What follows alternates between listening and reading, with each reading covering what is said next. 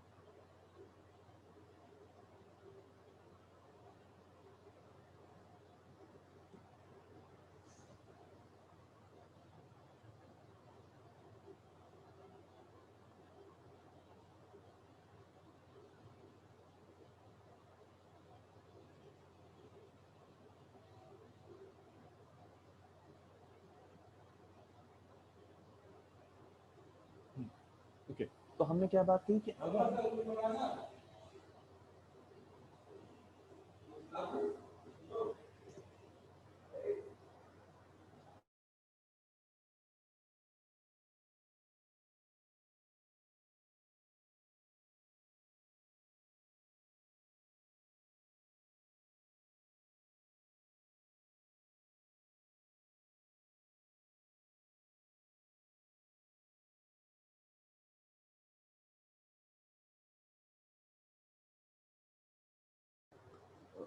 Okay, देखो हमने क्या बात की कि जब हाई डोपिंग की बात कर रहे हैं तो हाई डोपिंग का मतलब क्या है, जो डोनर कंसंट्रेशन है, डोनर आयन का जो कंसंट्रेशन है वो सेमीकंडक्टर के इंट्रिंसिक कंसंट्रेशन से काफी ज्यादा है। मीनिंग अगर आप सिलिकॉन की बात कर रहे हो तो सिलिकॉन का इंट्रिंसिक कंसंट्रेशन होगा 1.5 इंटू 10 टू द पावर 10 पर सेंटीमीटर क्यूब।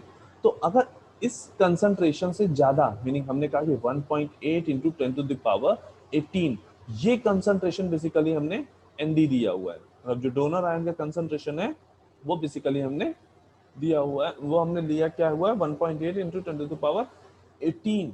ठीक है, मीनिंग हमारा जो डोनर आयन का कंसंट्रेशन है वो काफी हाई है इन कंपैरिजन टू एनआई। तो उस तरह के हमने डोपिंग को क्या बोला है, उस तरह के डोप्ड सेमीकंडक्टर हमने क्या बोला है, हाईली डोप्ड सेमीकंडक्टर, या वहां पे डोपिंग क्या होगी, हाई डोपिंग होगी।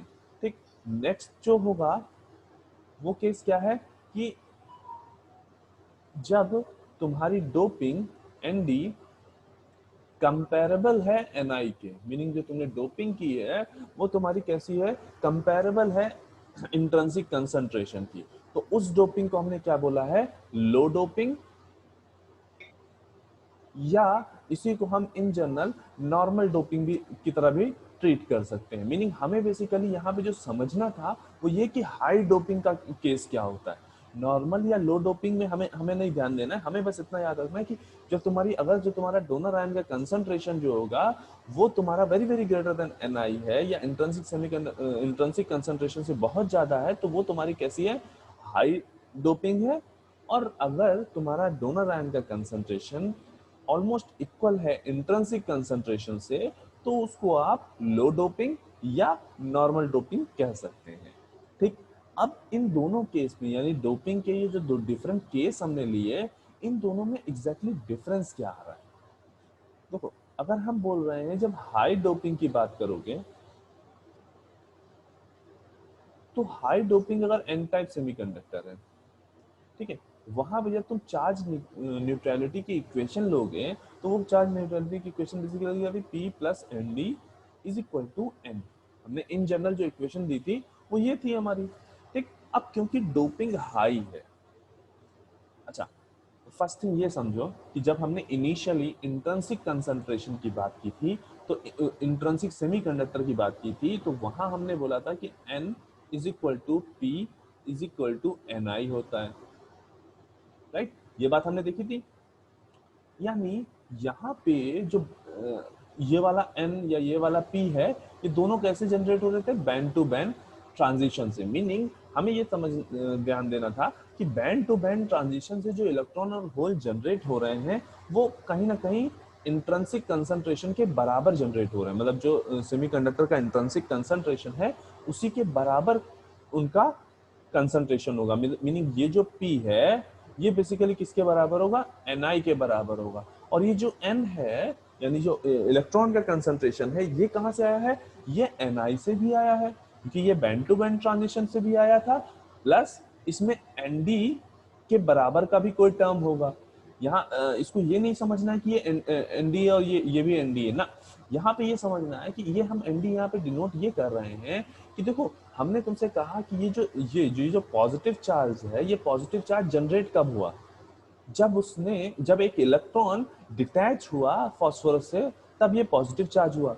मीनिंग जब आयोनाइजेशन हो रहा है तो हमें एक फास्फोरस का जब आयोनाइजेशन की बात कर रहे हैं तो हमें एक इलेक्ट्रॉन मिल रहा है और एक डोनर आयन मिल रहा है, एक हमें डोनर आयन मिल रहा है।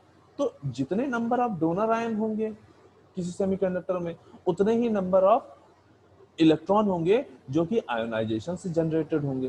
दैट मींस ये जो N है ये बेसिकली दो चीजें कंसिस्ट कर रहा है, एक जो आयोनाइजेशन से इलेक्ट्रॉन जनरेट हुए और दूसरा जो बैंड टू बैंड ट्रांजिशन से जनरेट हुए।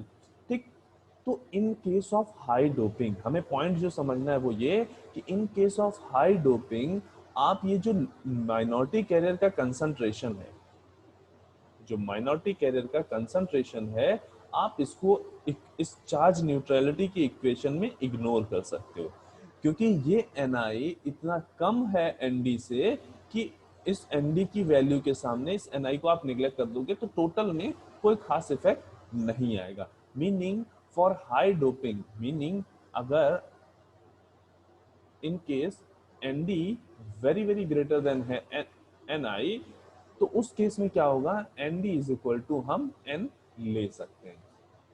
मीनिंग हम मान सकते हैं जो जो ये फ्री इलेक्ट्रॉन जनरेट हो रहे हैं वो केवल और केवल आयोनाइजेशन की वजह से हो रहे हैं, या ये कहें कि जो बैंड टू बैंड ट्रांजिशन की वजह से जो इलेक्ट्रॉन जनरेट हो रहे हैं वो बहुत ही ज्यादा कम है इन कंपैरिजन टू जो इलेक्ट्रॉन आयोनाइजेशन की वजह से जनरेट हो रहे हैं। यहां तक में किसी को कोई डाउट? 2 मिनट पॉज लो और आराम से ये जो चीजें हुई इनको एक बार सोच लो कि एग्जैक्टली जो चीजें डिस्कस हुई। ठीक है, अगर कहीं डाउट आ रहा है अभी भी तो एक बार क्लियर कर लो।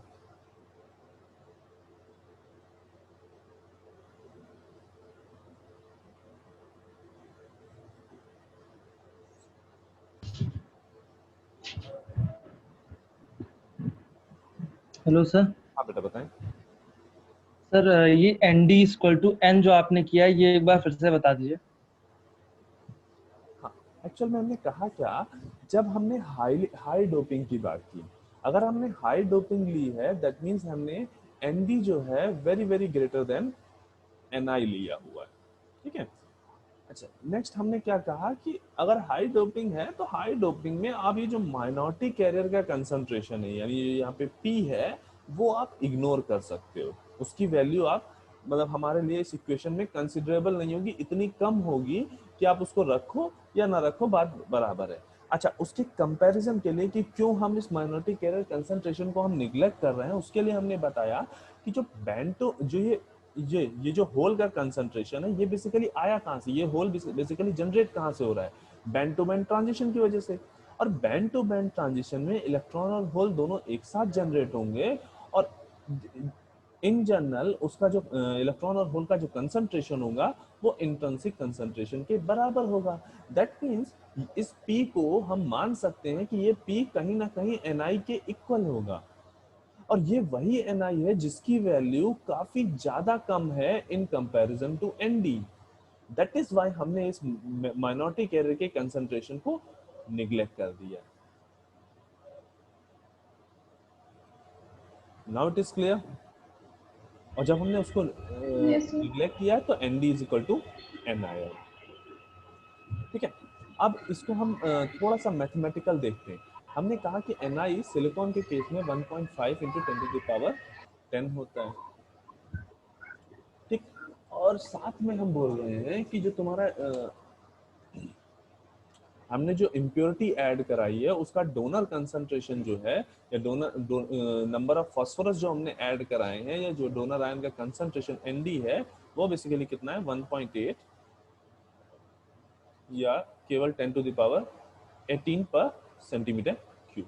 तो हमने बेसिकली क्या किया है, Ni is equal to 1.5 into 10 to the power 10 लिया हुआ है, और जो डोनर आयन का कंसंट्रेशन है वो 10 टू द पावर 18 लिया है। यहाँ से हमें क्लियरली दिख रहा है कि जो तुम्हारा डोनर आयन का कंसंट्रेशन Nd है वो काफी हाई है in comparison to Ni, right. अब इस कॉन्सेप्ट को अभी दोबारा भी पढ़ेंगे। एक अभी हमें बस इतना समझना है कि एक मास एक्शन लॉ होता है, ठीक है। मास एक्शन लॉ क्या कहता है, ये थोड़ा सा इससे हट के है, थोड़ी देर के लिए कंसंट्रेशन देना, ठीक है। मास एक्शन लॉ क्या कहता है कि अगर किसी सेमीकंडक्टर में आप नंबर ऑफ होल और नंबर ऑफ इलेक्ट्रॉन के कंसंट्रेशन, मतलब इलेक्ट्रॉन के कंसंट्रेशन और होल के कंसंट्रेशन का प्रोडक्ट फाइंड आउट करो, तो वो प्रोडक्ट हमेशा कांस्टेंट होता है, और वो इक्वल टू होता है इंट्रिंसिक कंसंट्रेशन के स्क्वायर के। मास एक्शन लॉ कहता है इलेक्ट्रॉन कंसंट्रेशन और होल कंसंट्रेशन का जो मल्टीप्लिकेशन है वो कांस्टेंट रहेगा, और वो किसके बराबर होगा, सेमीकंडक्टर के इंट्रिंसिक कंसंट्रेशन के स्क्वायर के। और ये पूरा लॉ जो है ये बेसिकली वैलिड तब होगा जब आप टेम्परेचर को कांस्टेंट रखेंगे, मतलब Np is equal to Ni square valid होगा कब, जब आप टेम्परेचर को कांस्टेंट रखेंगे, ठीक है। इसको हम अच्छे से याद रखेंगे कि इलेक्ट्रॉन और होल के कंसंट्रेशन का मल्टीप्लिकेशन क्या होता है, Ni स्क्वायर के बराबर होता है। कई सारे न्यूमेरिकल्स में इसकी तुम्हें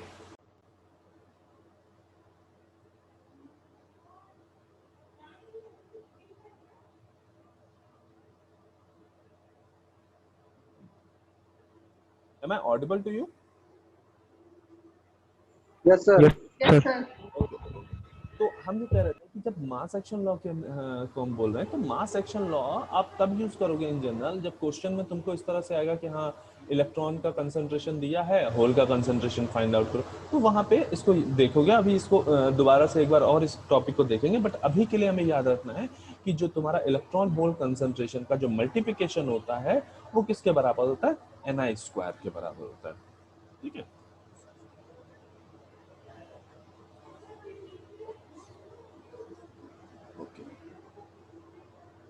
अब यहाँ पे हम क्या बोल रहे हैं कि देखो, अगर हम कहें कि जो इलेक्ट्रॉन जनरेट हो रहे हैं वो जो मिनिमम इलेक्ट्रॉन जनरेशन की बात करें, मीनिंग अगर हमने ये इतना डोपिंग कराई है 10 टू द पावर 18 पर सेंटीमीटर क्यूब की डोपिंग करा रखी है, तो मीनिंग आयोनाइजेशन तो हो ही रहा होगा।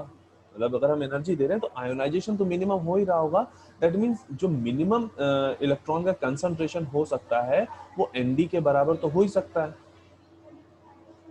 ठीक है। हम इस चीज को अभी नहीं देख रहे हैं, थोड़ी देर के लिए हम इस चीज को मैथमेटिकली देखने जा रहे हैं कि क्यों हमने Nd is equal to n लिया हुआ है, ठीक है। तो हमने क्या कहा, जो मिनिमम n है वो Nd के बराबर तो होगा ही, मतलब अभी हम मान के चलें कि बैंड टू बैंड ट्रांजिशन हो ही नहीं रहा है, केवल आयोनाइजेशन हो रहा है, तो मीनिंग आयोनाइजेशन की वजह से जो इलेक्ट्रॉन जनरेट होंगे वो Nd के बराबर होंगे, मीनिंग 10 टू द पावर 18 के बराबर होंगे।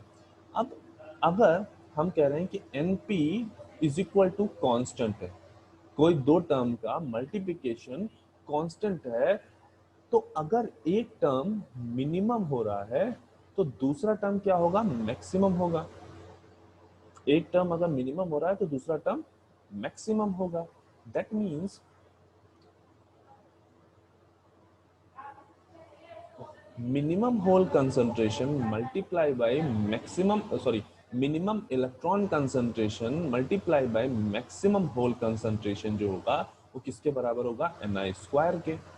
तो यहां से हम बेसिकली फाइंड आउट क्या करना चाह रहे हैं, मैक्सिमम होल का कंसंट्रेशन, होल का मैक्सिमम कंसंट्रेशन। तो Ni की वैल्यू क्या है, 1.5 इंटू 10 टू द पावर 10 इसका होल स्क्वायर अपॉन मिनिमम जो इलेक्ट्रॉन का कंसंट्रेशन है वो कितना है, 10 टू द पावर 18। ओके, अब इसकी वैल्यू कितनी आ रही है?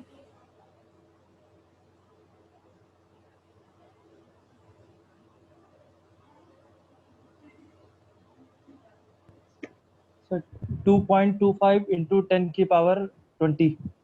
20।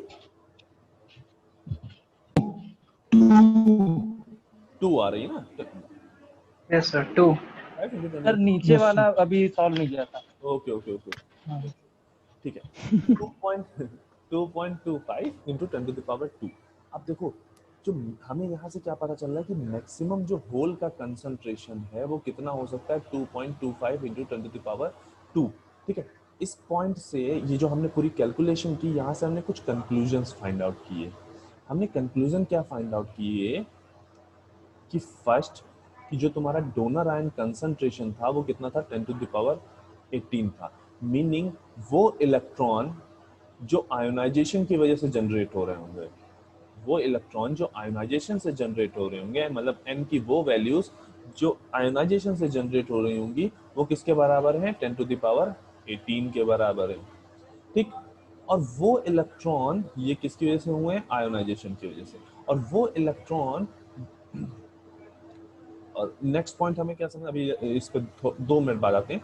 और जब हम बैंड टू बैंड ट्रांजिशन से चेक कर रहे हैं तो होल जो कि केवल और केवल बैंड टू बैंड ट्रांजिशन से जनरेट हो रहे हैं, तो मैक्सिमम होल की वैल्यू जो बैंड टू बैंड ट्रांजिशन से जनरेट हो पा रही है वो कितनी है? 2.25 into 10 to the power 2, right. और अब हमने कहा कि जो मैक्सिमम होल है बैंड टू बैंड ट्रांजिशन के से, वो कितने? 2.25 इंटू 10 टू द पावर 2। तो जितने मैक्सिमम तुम्हारे पास होल हैं उतना ही तो इलेक्ट्रॉन भी होगा जो बैंड टू बैंड ट्रांजिशन से जनरेट हुआ होगा। बैंड टू बैंड ट्रांजिशन से जनरेट होने वाले इलेक्ट्रॉन और होल आपस में तो इक्वल ही होते हैं, ठीक है। Yes sir. तो अगर हम यहाँ पे अब चार्ज न्यूट्रलिटी की इक्वेशन लिखने की कोशिश करेंगे, जो कि हमने क्या पढ़ी थी? P plus N D is equal to N, तो वो क्या आएगी? 2.25 into 10 to the power 2 plus 10 to the power 18 is equal to 2.25 into 10 to the power 2 plus 10 to the power 18। तो ये इलेक्ट्रॉन है जो बैंड टू बैंड ट्रांजिशन से आए, ये वो इलेक्ट्रॉन है जो तुम्हारे आयोनाइजेशन से आए, ये वो डोनर आयन है, पॉजिटिव डोनर आयन, जो तुम्हारा जब तुमने आयोनाइजेशन किया उस आयोनाइजेशन की वजह से जनरेट हुआ। और ये वो मैक्सिमम होल का नंबर है जो तुम्हारा जनरेट हुआ बैंड टू बैंड ट्रांजिशन से। अब इस इक्वेशन को ध्यान से देखो, क्या हम ये टर्म इस टर्म के रिस्पेक्ट में, इस टर्म के रिस्पेक्ट में ये टर्म, और सिमिलरली ये टर्म इस टर्म के रिस्पेक्ट में निग्लेक्ट नहीं कर सकते। हम इजीली 10 टू द पावर, ये है क्या है? 10 टू द पावर 18, और ये क्या है? 10 टू द पावर 2 के टर्म्स में। मीनिंग हम जो ये हमारा फर्स्ट टर्म है उसको हम सेकंड टर्म के रिस्पेक्ट में निग्लेक्ट कर सकते हैं, यस सर। है ना। Yes sir. इसी वजह से हमने क्या क्या तुमसे कहा कि जब एन डी, अगर तुम्हारा N D very very greater than N I से, तो वहां के केस में तुम क्या लिख सकते हो? चार्ज न्यूट्रलिटी की इक्वेशन को क्या लिख सकते हो? N D is equal to N. Meaning वहां पे आप इलेक्ट्रॉन का कंसंट्रेशन डोनर कंसंट्रेशन के बराबर अज्यूम कर सकते हो। इस पॉइंट में यहां तक में किसी को कोई डाउट? ये जो हमने देखो, अभी जब न्यूमेरिकल करोगे तो वहां पे तुम्हें 2 टाइप से न्यूमेरिकल मिलेंगे, क्योंकि वहां पे जहां पर भी तुम्हें डोनर कंसंट्रेशन या इलेक्ट्रॉन का कंसंट्रेशन न्यूमेरिकल में यूज करना होगा, वहां पे तुम्हें 2 टाइप से मिलेगा। एक, जहां पे डोपिंग हाई बोल दी गई, वहां पे तुम्हें ये इलेक्ट्रॉन का कंसंट्रेशन और डोनर का कंसंट्रेशन तुम्हें जो भी इक्वेशन में लगाना है वहां पे दोनों सेम लगाओगे, ठीक है। मतलब इलेक्ट्रॉन की कंसंट्रेशन की जहां पे बात हो रही है वहां पे तुम डोनर के डोपिंग कंसंट्रेशन को यूज कर सकते हो। उसमें कंडीशन क्या होनी चाहिए? कि वो हाईली डोप्ड होना चाहिए, या ये कहा, या तो ये कहा गया हो कि वो हाईली डोप्ड है, या ये कहा गया हो कि जो डोपिंग है या डोपिंग कंसंट्रेशन है वो इंट्रिंसिक कंसंट्रेशन से काफी हाई है। जब ऐसा तुम्हें क्वेश्चन में गिवन होगा, उस केस में तुम डोनर कंसंट्रेशन को इलेक्ट्रॉन कंसंट्रेशन के बराबर पुट कर सकते हो। अभी आगे देखोगे कि जब फर्मी लेवल की हम लोग कैलकुलेशन करेंगे वहां पे इसका काफी बड़ा रोल मिलेगा कि तुम्हें दो तरह से दो डिफरेंट केसेस मिलेंगे दो फर्मी लेवल के लिए, कि जब हाई डोपिंग की बात हो रही है तो फर्मी लेवल को कैसे कैलकुलेट करना है, वहां पे क्या वैल्यू रखनी है, और जब लो या नॉर्मल डोपिंग की बात हो रही है तो वहां पे तुम्हें एन की वैल्यू क्या रखनी है। अभी ये चीजें आगे क्लियर होंगी कि किस तरीके से इस वैल्यू की जरूरत पड़ेगी। तो इसको ये तुम्हें ये पॉइंट क्लियर है ना कि इसमें यहाँ पे क्यों N D is equal to N हमने पुट किया है। किसी को कुछ भी डाउट यस हो? सर, क्लियर है।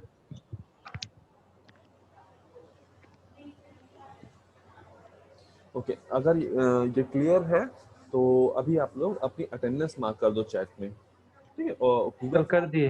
ओके, सब लोगों ने सबने मार्क कर दी, कोई ऐसा तो नहीं जिसने मार्क नहीं किया? No sir. Okay, no sir. Google classroom पे अभी मैं गूगल फॉर्म डाल दूंगा, उस पर भी अपनी सब लोग अटेंडेंस मार्क करेंगे, ठीक है। ऐसा नहीं होगा कि जिन्होंने यहाँ किया वो वहां ना करें। Okay sir. ओके क्लास, और अभी हम मीटिंग एंड कर रहे हैं।